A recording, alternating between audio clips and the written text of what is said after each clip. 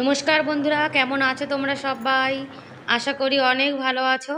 আমার নতুন আরেকটি ভিডিওতে তোমাদের সবাইকে জানাই অনেক অনেক ভালোবাসা, অনেক অনেক স্বাগত। আজকে সকালে কিন্তু আমি বানাবো লুচি আর একটু আলুর সবজি। তা আজকে কিন্তু আমি কোনো ভ্লগ ভিডিও শেয়ার করব না তোমাদের সঙ্গে। আমি আজকে সকালে যা রান্না করেছি লুচি আর আলুর তরকারি সেটাই শেয়ার করব। আর তোমাদেরকে অনুরোধ করছি, প্লিজ তোমরা যারা ভিডিওটি দেখছো তারা একটা লাইক করে ভিডিওটি কন্টিনিউ করো। আর একটুখানি তেল দিয়ে দেবো আর একটু লবণ দিয়েছি।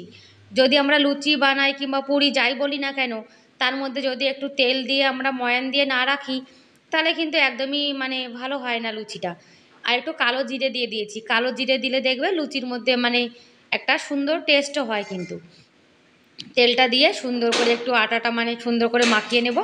আমি আটা আর ময়দা দুটোই কিন্তু মিলিয়ে নিয়েছি।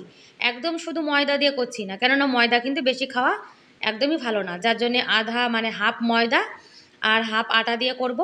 আর আগে জানো তো আমি কিন্তু আটা একদমই মাখাতে পারতাম না, কেমন যেন মানে নরম নরম হয়ে যেত।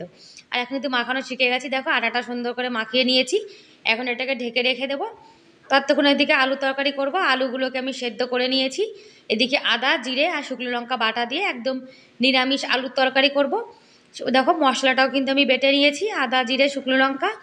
আর এদিকে আলু সেদ্ধ আলুটাও কিন্তু ছাড়িয়ে ছোট ছোট টুকরো করে নিয়েছি। আর এই যে আদা জিরে যে মশলাটা বেটেছি এর মধ্যে এখন লবণ হলুদ আর একটু কাশ্মীরি লাল লঙ্কার গুঁড়ো এটা মিলিয়ে নেব।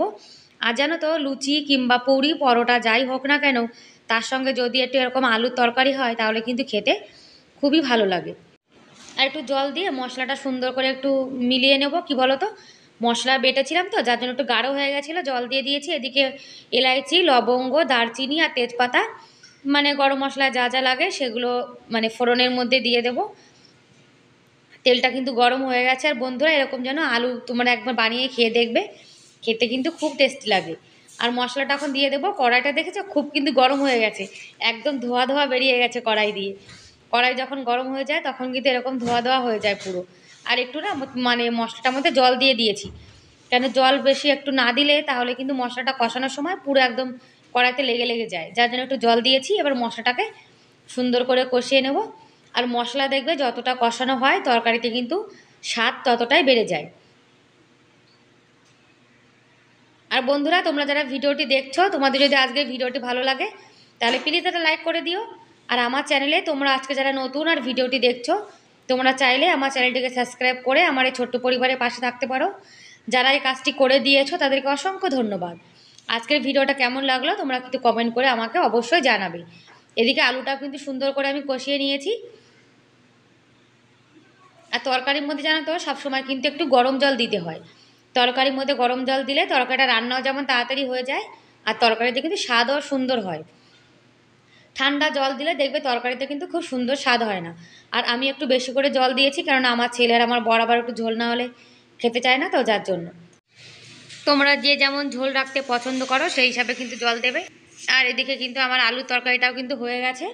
আর নামানোর আগে একটু ধনেপাতা দিয়ে দেবো, একটু ভাজা মশলাও দিয়ে দিয়েছি। কেন নিরামিষ তরকারি তো, নিরামিষ তরকারিতে একটু গরম মশলাও দিয়ে দিলাম। কেন গরম মশলা না হলে দেখবে আবার তরকারিতে কিন্তু সুন্দর একটা গন্ধ আসে না। গরম মশলা কিন্তু খুবই জরুরি। ব্যাস তৈরি হয়ে গেছে আমাদের আলু তরকারি। এদিকে কড়াইটা কিন্তু গরম মানে কড়াইতে তেল গরম বসিয়ে দিয়েছি। আর যে আটাটা মাখিয়ে রেখেছিলাম সেটা তো ঢেকে রেখেছিলাম, আর সুন্দর কিন্তু নরম হয়ে গেছে।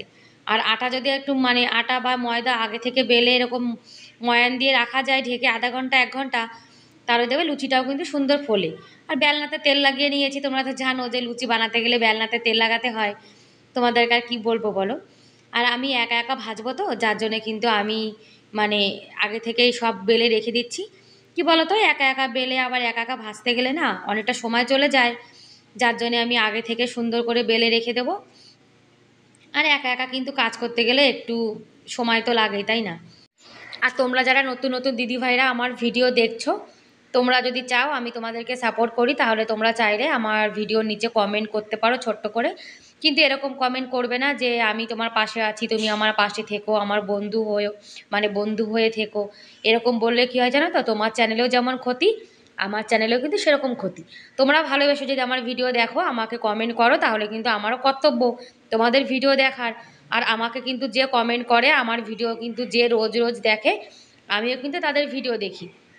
আমার অনেক দিদিভাইরা আছে যারা আমার ভিডিও প্রতিনিয়ত দেখে, আর আমিও কিন্তু সেই দিদিভাইদের ভিডিও প্রতিনিয়ত দেখে থাকি। আর দেখো, যারা আমাদের ভিডিও ভালোবেসে দেখে তাহলে আমাদেরও তো কর্তব্য, তাই না, তাদের ভিডিও দেখার। আর আমি কিন্তু আমার কর্তব্য ঠিকই পালন করি। আর এদিকে দেখো লুচিগুলো কিন্তু সুন্দর ফুলে গেছে। আর আমরা লুচি যখন মানে এরকম ভাজি তখন যদি লুচিগুলো না ফোলে তাহলে দেখবে আমাদের কিন্তু ভালো লাগে না। যে লুচিগুলো ফোলে না তখন দেখবে মনটা কিন্তু খারাপ হয়ে যায়। আর জানো তো, আছে কিন্তু আলুর তরকারিটা খেতে কিন্তু খুব স্বাদ হয়েছিল, জানো তো। আর আমার ছেলে কিন্তু বলেছে প্রথমে লুচি খাবে না, তারপরে কিন্তু লুচিটা খেয়ে বলছে যে না মাম্মা, খেতে কিন্তু খুব টেস্ট হয়েছিল। আর তোমরা যারা আমার প্রিয় প্রিয় দিদিভাইরা আছো তারা তো খুবই ভালো, তারা আমার ভিডিও দেখো। আর আমিও কিন্তু সেই দিদিভাইদের ভিডিও আমি রোজ দেখি।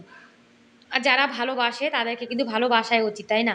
একটা কথায় আছে না, ভালোবাসা দিলে কিন্তু ভালোবাসা পাওয়া যায়। তুমি যার সঙ্গে যেমন ব্যবহার করবে সেও কিন্তু তোমার সঙ্গে সেরকম ব্যবহারই করবে, তাই না? এদিকে আমি লুচিগুলো কিন্তু ভেজে নিয়েছি, দেখো লুচি কিন্তু সব কটাই ফুলেছে। ব্যাস এখন গরম গরম লুচি আলু তরকারি খেয়ে নেব। আর প্লেটে কিন্তু নিয়ে নিয়েছি, দেখো আলু তরকারিটা খেতে জানো তো খুব টেস্টি হয়েছিল। তোমরা চাইলে বাড়িতে একবার বানিয়ে দেখতে পারো। ব্যাস বন্ধুরা, তাহলে আজকের মতো এ পর্যন্তই, বাই বাই।